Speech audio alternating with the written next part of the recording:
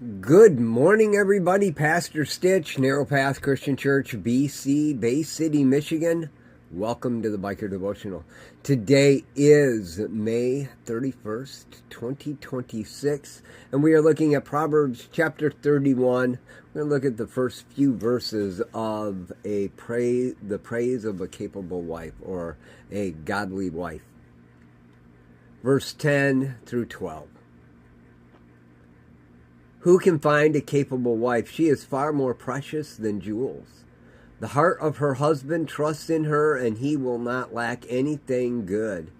She rewards him with good, not evil, all the days of her life. This week, as we were wrapping up Scripture in the City, we had somebody come through, and they were excited. She was excited to share with me her favorite portion of Scripture. She pulled her Bible out and she read it to me.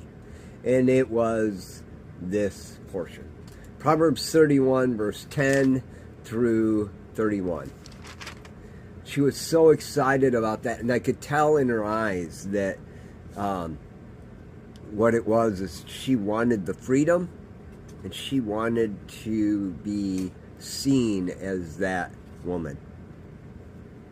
On the other side of it, I've run into lots and lots of men who have quoted these verses to me to tell me what they expect out of a wife.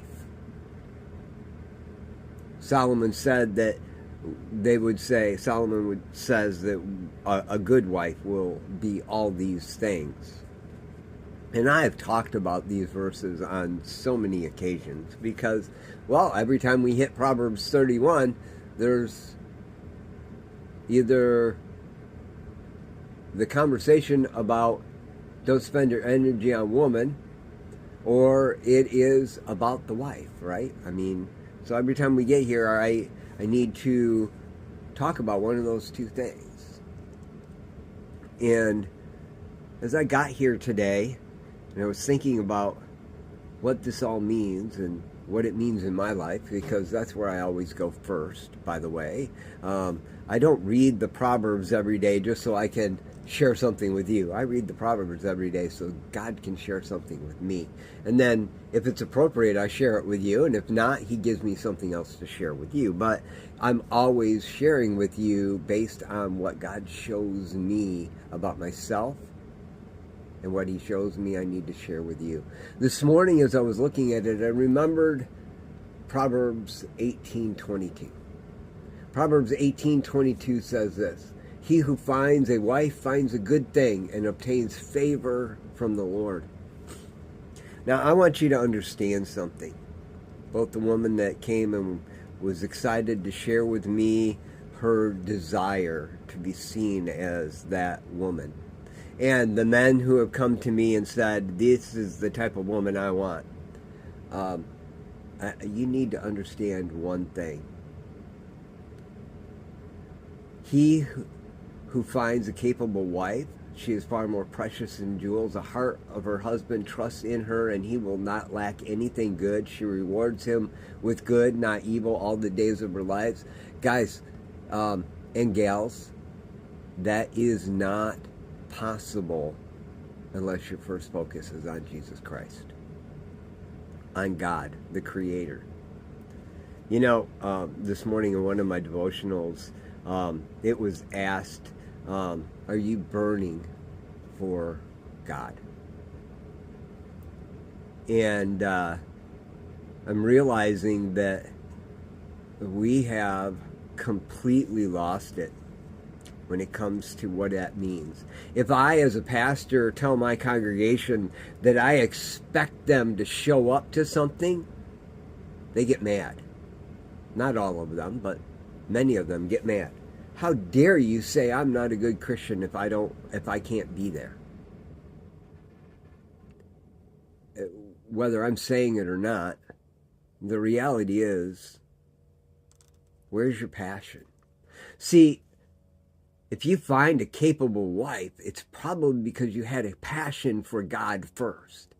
Ladies, if you find that husband that praises you in the city squares and makes it possible for you to lead a a godly household and a prosperous household.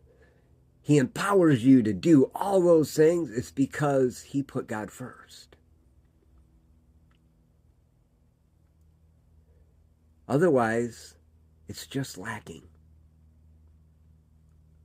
But here's the other side to that, guys, gals, ladies and gentlemen.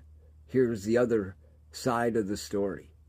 You got to put God first. He'll give you that spouse. But then you got to make that spouse a priority in your life. It goes both ways. Make God first, and then make your spouse a priority. It gets hard. I don't have that much in me.